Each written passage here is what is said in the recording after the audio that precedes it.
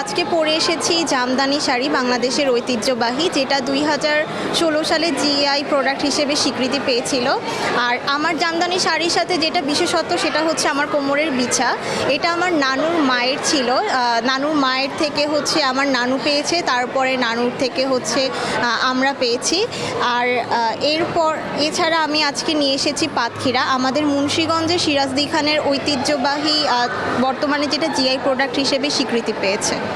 আর এই কোর্সটা অ্যাকচুয়ালি আমার জন্য সবচেয়ে প্রফিটেবল, কারণ সিন্স আমি বাংলাদেশের বাইরে ছিলাম, এসে বাংলাদেশের ব্যাপারে অনেক কিছু শিখতে পারতেছি, বাংলাদেশের কালচার দেখতে পারতেছি, অ্যান্ড বাংলাদেশের নতুন নতুন জিনিস শিখতে পারতেছি। যেরকম বাকের ভাই সেজে আসলাম আজকে, কারণ ছোটোবেলা থেকে তাকে দেখে আসছি, ছোটোবেলা থেকে আমার মায়ের হাতে বানানো পিঠা খেয়ে আসছি, ওইসবই আজকে নিয়ে আসছি, যেগুলো আমার কালচারের পার্ট একটা আর কি। আর আইইউবিতে এসব আয়োজন করাতে অনেক কিছু শেখা যাচ্ছে, বোঝা যাচ্ছে, এই জন্য খুশি লাগতেছে অনেক।